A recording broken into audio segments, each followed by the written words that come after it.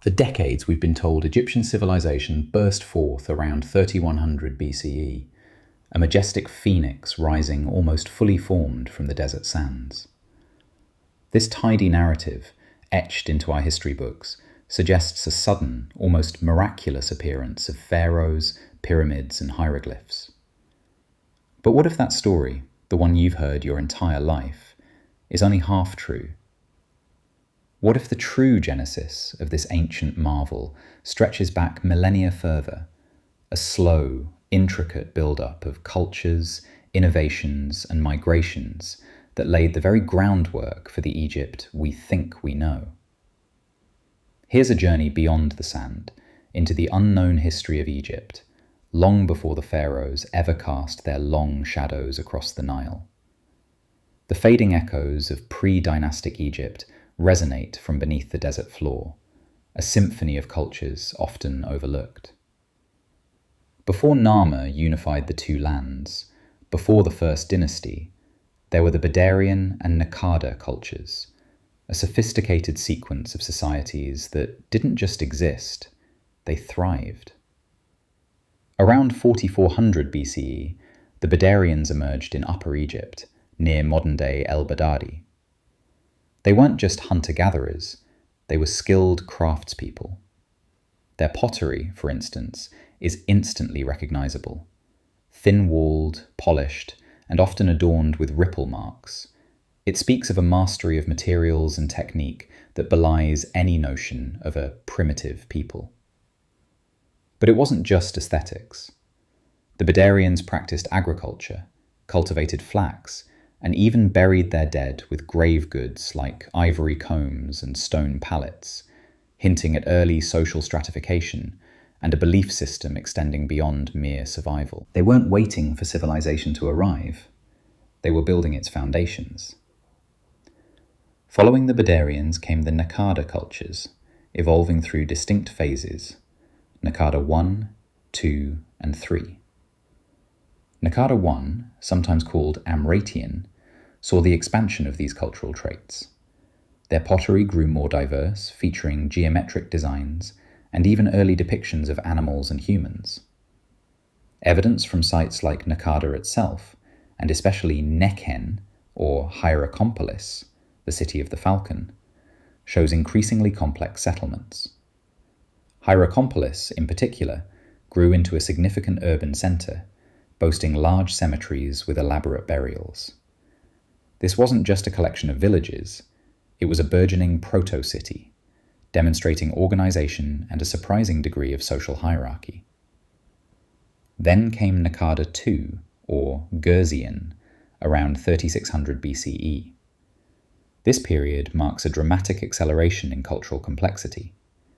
We see the widespread use of copper tools, the development of cylinder seals, a clear influence from Mesopotamia, suggesting early trade networks, and an explosion in artistic expression. Their pottery, often buff-coloured with red-painted seams, depicts boats, human figures, and even early symbols that would later become hieroglyphs. These weren't random doodles, they were narratives capturing aspects of their world and perhaps their beliefs. The sheer volume and quality of grave goods from this era, including exquisitely carved cosmetic palettes and flint knives, point to an elite class consolidating power. This wasn't just development, it was rapid evolution, laying down the very DNA of dynastic Egypt. Naqada III, often referred to as proto-dynastic, brought us to the cusp of unification. This era, from roughly 3200 to 3000 BCE, saw the emergence of true proto-kingdoms, competing for dominance along the Nile. Nekhen and Naqada remained powerful centres, but Abydos began to rise as a major royal burial ground. These cultures weren't just precursors, they were the direct ancestors, shaping the religious beliefs, artistic conventions, and political structures that would define the pharaonic age. To ignore them is to miss the slow, deliberate grind of history that forged ancient Egypt. The enigma of the Scorpion Kings and other proto-dynastic rulers provides an even more tantalizing glimpse into this pre-pharaonic world.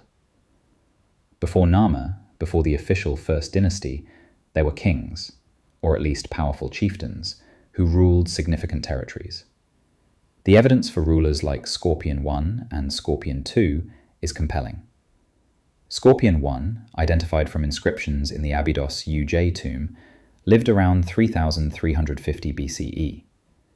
This tomb, a sprawling complex, contained hundreds of jars of wine, ivory labels depicting early hieroglyphs, and even what appear to be royal scepters. The presence of these labels, detailing quantities of goods and their origins, pushes back the timeline for organized writing in Egypt by centuries, long before it was thought to exist. This wasn't just a burial, it was a monumental statement of power and wealth, signaling a level of kingship far more advanced than previously imagined. Scorpion II, famously depicted on the scorpion mace head, is often linked to the unification of Egypt, though his exact identity and reign remain debated. The mace head shows him wearing the white crown of Upper Egypt, engaged in what appears to be an irrigation ceremony, surrounded by standards bearing symbols of defeated regions. Whether he was a direct predecessor to Nama or a powerful contemporary, his existence confirms a period of powerful, centralized leadership preceding the formal dynasties. Rulers like Ka, whose name appears in various inscriptions, further underscore this proto-kingdom period. These weren't just tribal chiefs, they were kings, commanding resources, organizing labor, and establishing traditions that would be inherited by their dynastic successors. The Abydos UJ tomb, in particular, screams of a sophisticated royal burial practice, pushing back the timeline of complex kingship and the very idea of a unified proto-kingdom that coalesced power long before the First Dynasty. These aren't just names on a pot, they are the earliest whispers of royal authority, echoing from the very dawn of Egyptian history. But where did these people come from, and what drove them to the Nile Valley in the first place? The Sahara's green past holds a crucial piece of this puzzle. Today, the Sahara is an immense, unforgiving desert, a barrier that seems to isolate the Nile Valley. Yet, around 8000 to 6000 BCE, this wasn't the case. During what's known as the Green Sahara, or African Humid period, monsoon rains extended much further north, transforming vast swathes of the desert into a fertile savanna. Rivers flowed, lakes formed, and grasslands supported a rich abundance of wildlife. This wasn't just a brief greening, it was a sustained period where nomadic pastoralists and early agriculturalists thrived across what is now barren land. However, around 6000 to 5000 BCE, the climate began to shift dramatically. The monsoons retreated south, and the Sahara started its inexorable drying process, transforming back into the arid desert we know today. This wasn't just a slight change, it was an environmental catastrophe for the populations living there. Faced with dwindling water sources and disappearing pastures, these people had a choice: adapt or migrate. Many chose the latter, and where did they go? Towards the most reliable source of water and fertile land in the region, the Nile Valley. This wasn't just about people moving, it was about a fundamental shift in environment driving the very genesis of Egyptian civilization. These migrants brought with them advanced agricultural practices, honed over millennia in the greener Sahara, and pastoral traditions, herding cattle and other livestock. They weren't arriving empty-handed. They were bringing innovation, knowledge, and a resilience forged by environmental change. This influx of populations, converging on the narrow strip of the Nile, created the crucible in which Egyptian civilization would ferment. It's a crucial origin story, often ignored in narratives that start in the Nile Valley, as if the river simply generated civilization spontaneously. What if the desert wasn't always a barrier, but a former cradle, pushing its children towards the nurturing arms of the Nile? Perhaps the most astonishing evidence of pre-dynastic sophistication comes from the mysterious megaliths and astronomical alignments found before the pyramids. deep in the western desert, in a place called Nabta Playa, lies a forgotten complex that rewrites our understanding of early human ingenuity. Dating back to an astounding 7,500 BCE, Nabta Playa is a megalithic site, predating Stonehenge by millennia and the Giza pyramids by thousands of years. Here, large stone slabs, some weighing several tons, were deliberately arranged in circles and alignments. Archaeologists have found clear evidence of sophisticated societal organization at Nabta Playa. There are cattle burial mounds, complex wells, and most remarkably, stone alignments that precisely track the summer solstice. Imagine, over 9,500 years ago, people in the middle of what is now a desolate desert possessed the astronomical knowledge and the organizational capacity to construct a calendar circle. This wasn't just a random arrangement of rocks, it was a deliberate, purposeful construction, demonstrating an advanced understanding of the cosmos. It reveals a deep, almost alien comprehension of the stars among these pre-dynastic peoples, forcing a re-evaluation of how primitive they truly were. They weren't just surviving, they were observing, calculating, and building monuments to the heavens. These early Egyptians, these pre-pharaonic cultures, were not simply proto-people waiting for the real history to begin. They were innovators, astronomers, artists, and kings, whose contributions laid the indelible groundwork for one of the greatest civilizations the world has ever known. They built, they observed, they organized, and they migrated, driven by forces both human and environmental.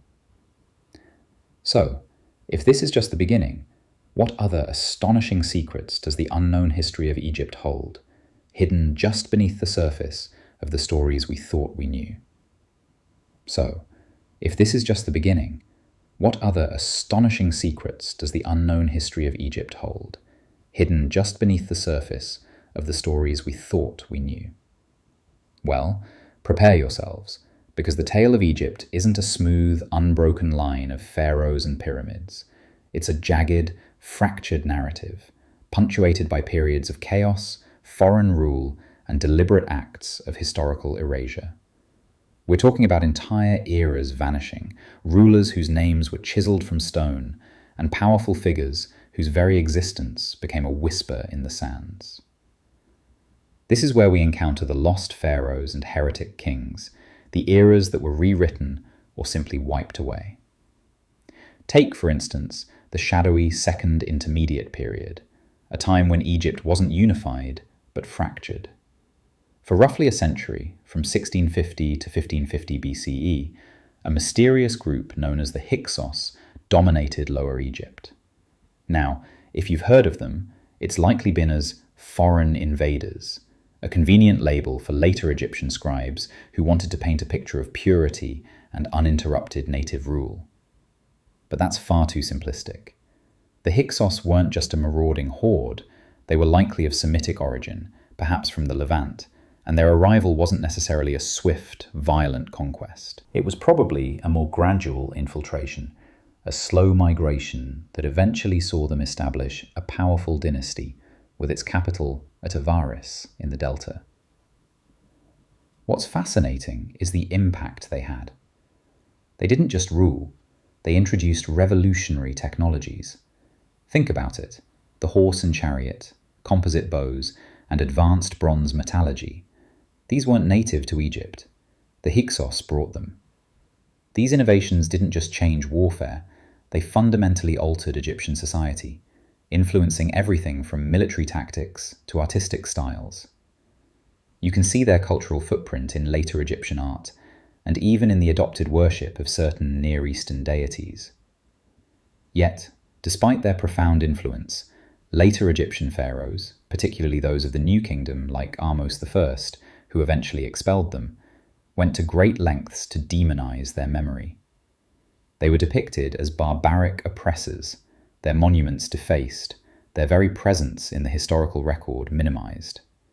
It was a systematic campaign of damnatio memoriae, designed to erase their legitimacy and ensure that the true history of Egypt remained untainted. Because of this, the Hyksos became truly lost until modern archaeology began to piece together their story from fragmented inscriptions and buried cities. But the Hyksos weren't the only ones to face the wrath of historical revisionism.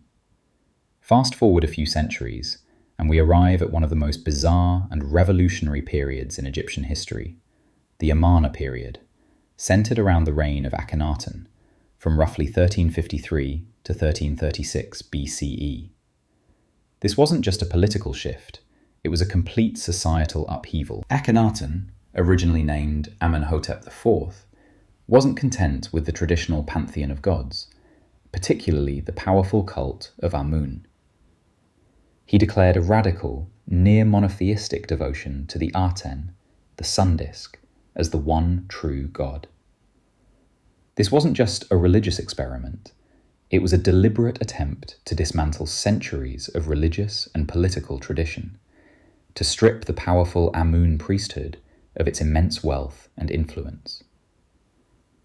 He moved the capital from Thebes to a brand new city he built from scratch, Akhenaten, now known as Amarna, a city dedicated solely to the Aten. The art of this period is unlike anything else in Egyptian history. It's fluid, naturalistic, almost caricatured, a stark contrast to the rigid, idealized forms that preceded it. But Akhenaten's revolution came at a cost.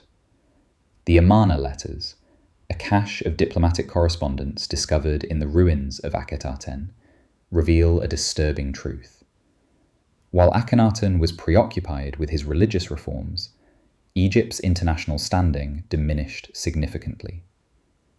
Its vast empire began to unravel, its vassal states pleading for help that never came. And then, as abruptly as it began, it ended. After Akhenaten's death, his successors, particularly Horemheb, systematically erased his memory. His name was chiseled from monuments, his temples dismantled, his capital city abandoned to the sands.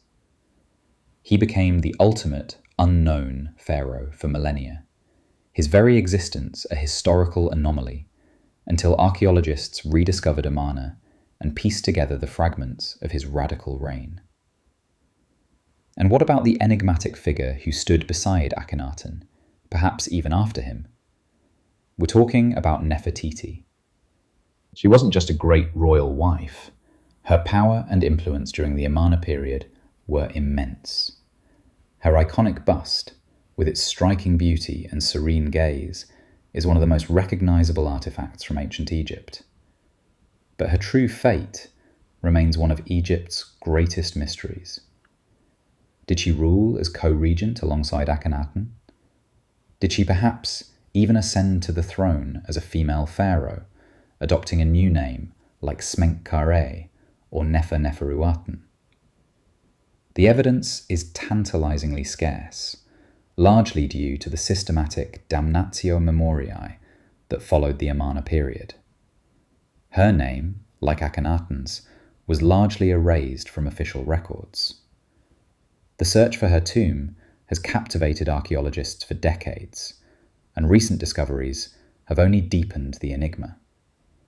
The theory that hidden chambers might exist within Tutankhamun's tomb, potentially holding Nefertiti's burial, is a testament to her enduring mystery. Imagine a queen so powerful, yet so effectively removed from the historical record that her final resting place could be literally steps away from her famous stepsons, hidden in plain sight. But the upheavals didn't stop there.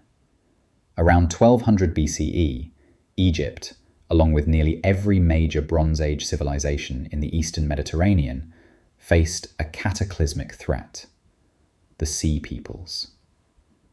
This wasn't a single nation, but a confederation of mysterious maritime raiders whose origins are still debated. Were they displaced populations, mercenaries, or pirates?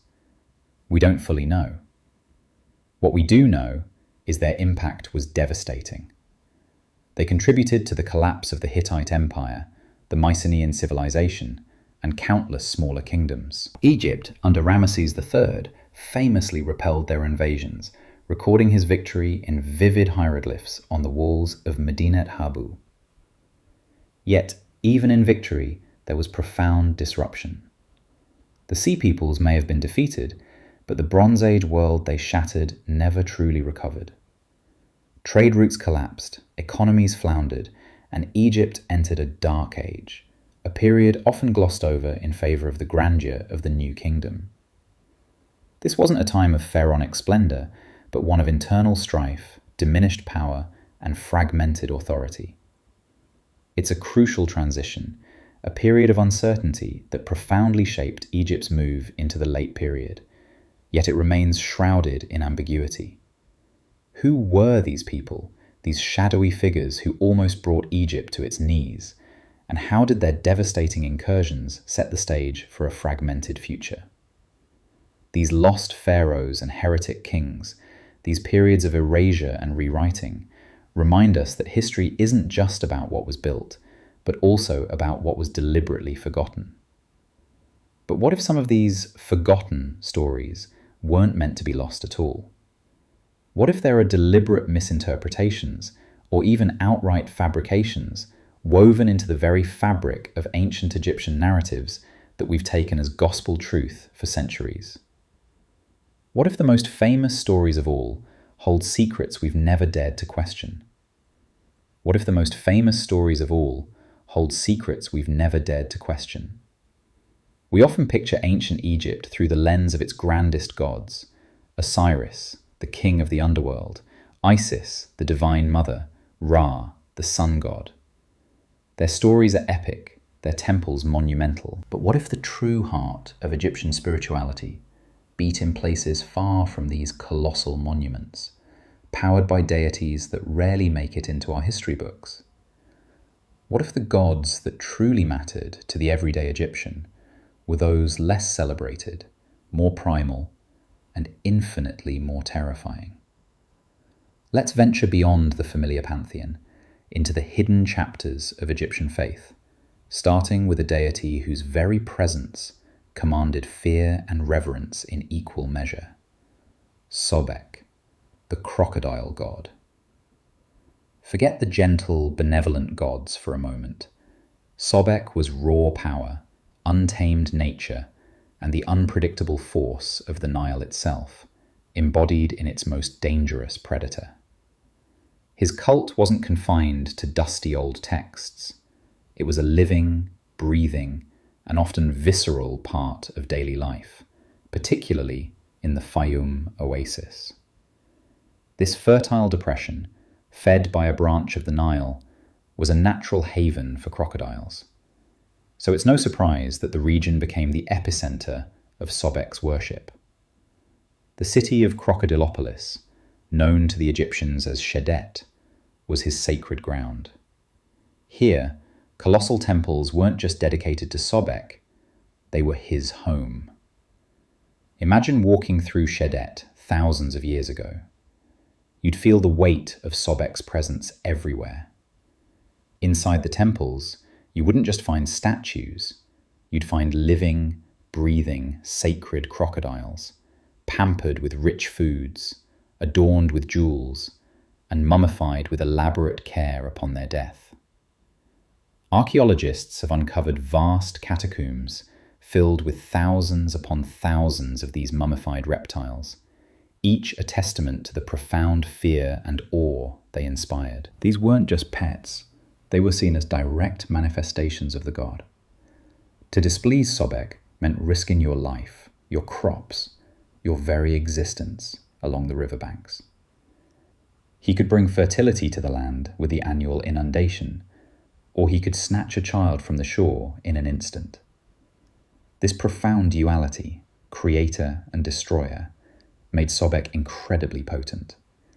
He represented a very different, more visceral side of Egyptian spirituality, one that acknowledged the brutal realities of nature and sought to appease its most formidable forces. While the grand state religions offered cosmic order, these local cults, like Sobek's, often held far more sway over the immediate concerns and daily anxieties of the common people. They weren't abstract concepts. They were the gods you prayed to when you drew water from the river, when your child played by the reeds, when your livelihood depended on the unpredictable currents. But what about those who lived even further removed from the grand temples and royal decrees? What about the skilled labourers, the artisans, the men and women who carved out the very tombs of the pharaohs? We get a rare, intimate glimpse into their spiritual lives from the workers' village of Deir el-Medina, nestled on the west bank of the Nile, not far from the Valley of the Kings. This wasn't a sprawling city, but a close-knit community of highly specialised craftsmen, stonemasons, sculptors, painters, who spent their lives creating the pharaohs' eternal resting places. Their isolation, their unique profession, and their direct proximity to the necropolis fostered a distinct religious landscape, one characterized by personal piety and a very direct relationship with their deities. Here, the grand state gods still had their place, but the villagers also worshipped a powerful local goddess, almost unknown outside their community, Meretzege. Her name, she who loves silence, hints at her domain. She was a cobra deity, depicted as a cobra-headed woman, or often simply as a cobra, who protected the necropolis and, crucially, punished oath-breakers. Imagine the daily life in Deir el-Medina. These men were entrusted with the most sacred secrets of the pharaoh's burials. Temptation to steal from the tombs, to betray a trust, must have been immense. Meretzege was their moral compass, their enforcer. She wasn't a distant cosmic entity. She was a watchful presence in the cliffs, capable of inflicting blindness, illness, or even death upon those who crossed her. The villagers left votive stelae and prayers to her, confessing their sins and seeking her forgiveness, demonstrating a deeply personal and immediate connection to the divine that's often missing from the highly formalized state cults. This direct, almost conversational piety, where individuals felt they could directly appeal to and be punished by a local deity, offers a truly unique window into the spiritual lives of ordinary, though extraordinarily skilled, Egyptians, far removed from the complex rituals performed by priests in distant temples. Their faith was practical, personal, and profoundly integrated into their daily work and community life. Moving further south, to the very edge of Egypt's traditional borders, we find another fascinating example of religious adaptation and cultural exchange. At Elephantine, an island in the Nile near modern-day Aswan, Egyptian and Nubian cultures met and mingled for millennia. This wasn't just a border outpost. It was a vibrant hub where beliefs flowed back and forth, creating a unique religious syncretism. Here, the dominant deities formed what's known as the Elephantine Triad: Khnum, Satis, and Anuket. Khnum, often depicted as a ram-headed man, was the potter god, believed to have fashioned humans on his potter's wheel. More importantly for Elephantine, he was associated with the source of the Nile and its annual inundation, the lifeblood of Egypt. Satis, his consort, was a goddess of the cataracts, often depicted with a tall crown, carrying a bow and arrows, symbolizing her role as a protective deity, especially of the southern frontier. Anuket, their daughter, was also a goddess of the Nile and its cataracts, especially associated with the fertility brought by the floodwaters. Their profound connection to the annual inundation made them immensely important. The prosperity of all Egypt depended on the Nile's flood, and at Elephantine, you were at the very gateway to that life-giving surge.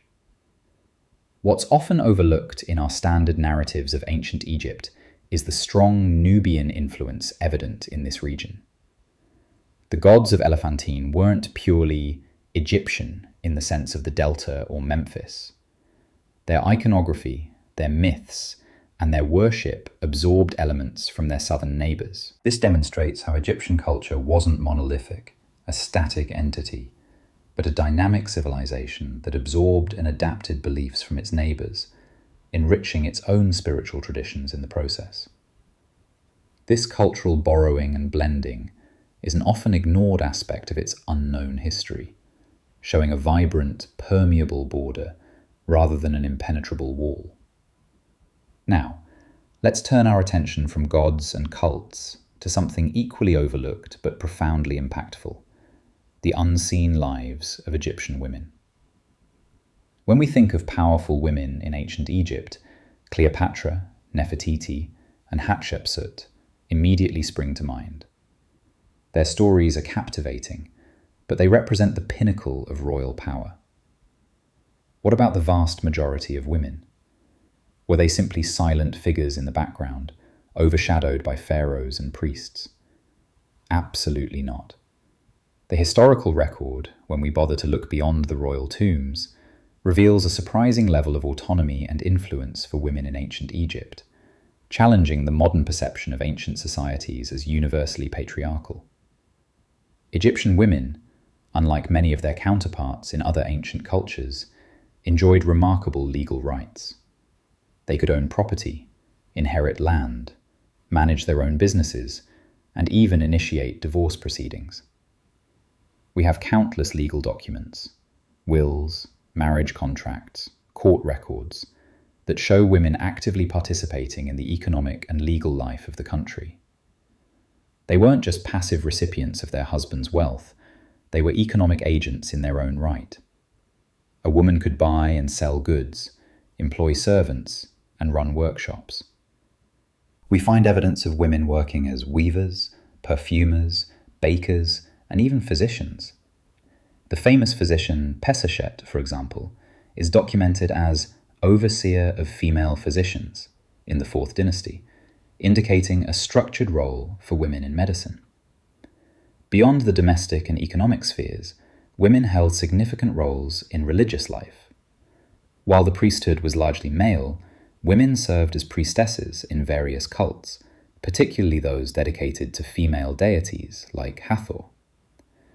One of the most powerful and influential positions a woman could hold was that of God's wife of Amun. This wasn't a queen, but a high-ranking priestess, often a royal princess, who wielded immense political and economic power, especially during the late period. She controlled vast estates, managed significant wealth, and performed crucial rituals at the Karnak temple. These women weren't just symbolic figures, they were active administrators, diplomats, and religious leaders, often acting as regents or advisors to pharaohs. The evidence points to a society where women, while not always equal to men in every aspect, certainly possessed a level of independence and legal standing that was exceptional for the ancient world. They weren't confined to the home. They participated actively in public life, held positions of authority, and had a voice in legal and economic matters.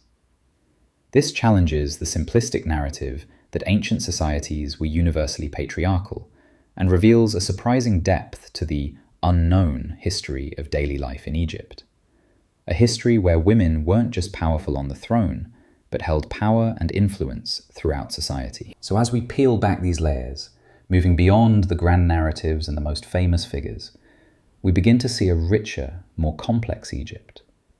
An Egypt where local gods held sway, where ordinary people had direct relationships with the divine, and where women carved out lives of surprising autonomy. But what about the very foundation of our understanding of ancient Egypt? What if the most iconic structures, the very symbols we associate with this civilization, hold secrets that directly contradict the stories we've been told for millennia? What if the timeline itself is wrong, and the builders of these marvels had knowledge we're only just beginning to rediscover?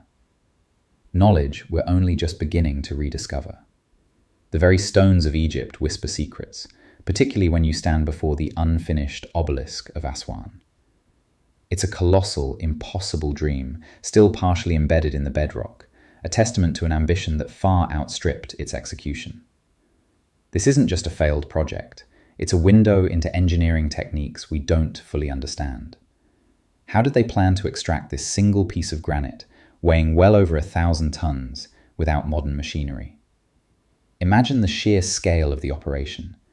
We talk about copper tools, dolerite pounding stones, and vast numbers of laborers, but the logistics, the precision required to carve such a massive structure from the living rock, and then to somehow transport it hundreds of miles down the Nile, remains a profound mystery. Modern engineers look at it and shake their heads. They can theorize, they can experiment, but replicating the ancient Egyptians' proposed feat with their known technology is still a daunting challenge. This isn't just a quarry. It's an open-air classroom where the lessons are still unlearned, where the genius of a civilization is frozen in time, baffling us with its sheer audacity. And what about the knowledge itself? The very repository of ancient wisdom, the legendary Library of Alexandria, isn't a simple story of a single catastrophic fire. That's the popular image, a dramatic inferno consuming centuries of accumulated thought. The truth, like so much of Egypt's hidden past, is far more complex, more insidious. The library's decline was a slow, agonizing erosion, a series of gradual destructions and shifts in intellectual focus. There were multiple incidents. Julius Caesar's accidental fire in 48 BC, though the extent of the damage is debated. Later attacks by Christians in the 4th century AD, particularly during the time of Theophilus, and the destruction of the Serapeum. And then, the final, often attributed, burning under Arab conquest in the 7th century, though many scholars now question the severity of that event on an already diminished institution. The real tragedy isn't just the fires. It's the shift in intellectual centers, the dwindling patronage, the slow decay of scrolls, the gradual loss of interest in preserving what was seen as pagan knowledge. Imagine the texts that vanished forever. Histories written by native Egyptians, not just Greek observers. Medical treatises that might have rivaled or even surpassed Hippocrates. Astronomical observations that could have charted the cosmos with startling accuracy. Philosophical works that offered different paths to understanding existence. What if we had those scrolls? How would our understanding of science, philosophy, and the human condition be different today? How would the Western intellectual tradition, built on the foundations of a largely Hellenistic and Roman framework, have been altered by the direct lineage of Egyptian thought? The unknown texts of Alexandria represent not just a loss of ancient knowledge, but a profound alteration of our collective intellectual history, a silent ghost haunting the halls of modern academia. Then there's the Great Sphinx, perhaps the most iconic, yet still profoundly enigmatic monument in all of Egypt. Officially, it dates to the reign of Pharaoh Khafre, around 2500 BC, making it a contemporary of the Second Pyramid of Giza. That's the story we've been told for millennia, etched into our textbooks and documentaries. But what if that timeline is fundamentally flawed? This isn't about wild speculation, it's about geological evidence that directly challenges the established chronology. Geologists like John Anthony West and Robert Schoch have pointed to significant water erosion patterns on the Sphinx enclosure walls. These aren't the subtle marks of wind and sand. These are deep, vertical fissures, characteristic of prolonged exposure to heavy rainfall. Why is this a problem? Because the Giza Plateau has been overwhelmingly arid for the last 5,000 years, precisely the period when Khafre supposedly built the Sphinx. The last time this region experienced consistent, heavy rainfall, the kind that could create these erosion patterns, was during the Green Sahara era, a period that ended roughly 7,000 to 10,000 years ago. This theory suggests that the Sphinx, or at least its core structure and the initial carving of its enclosure, predates dynastic Egypt by thousands of years. It pushes its construction back to a time before any known advanced civilization existed in the Nile Valley. This isn't about proving a single theory.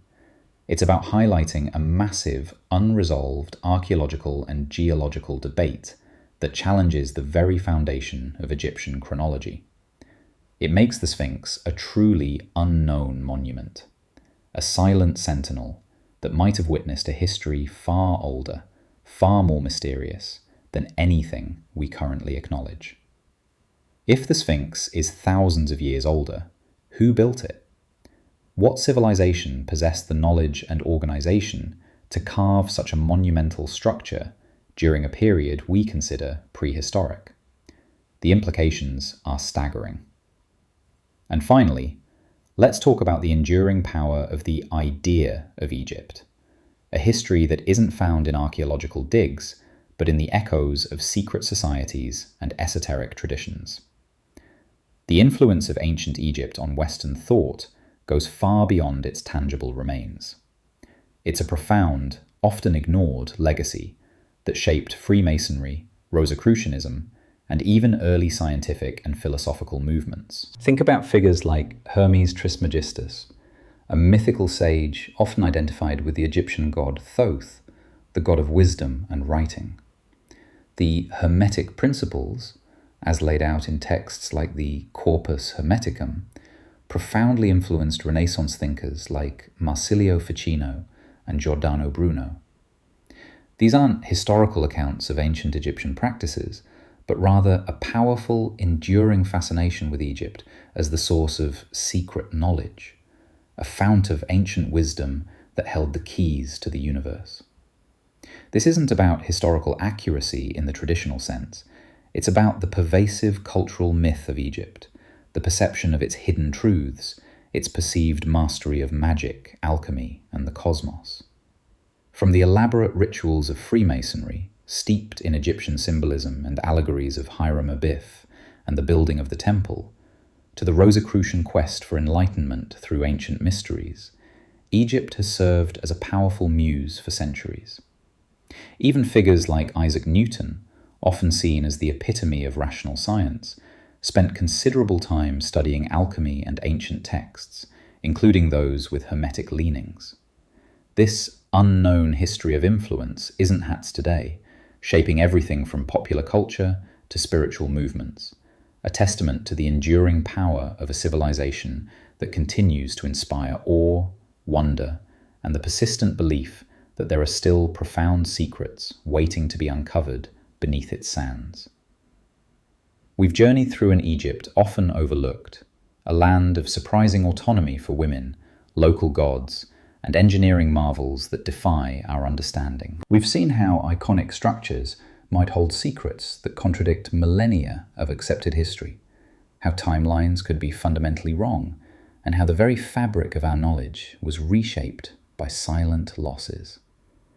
The Sphinx still watches, an enigma in stone. The unfinished obelisk stands as a monument to baffling ambition. The echoes of Alexandria's lost wisdom still resonate, shaping a world that could have been. And the shadow of Egypt's perceived secret knowledge continues to inspire, to mystify, to remind us that the greatest stories are often the ones untold. Perhaps the true history of Egypt isn't found in what we know, but in the profound mysteries that still lie beneath the shifting sands, waiting for us to finally understand what they are trying to tell us. The question isn't whether ancient Egypt holds more secrets, it's whether we are truly ready to hear them.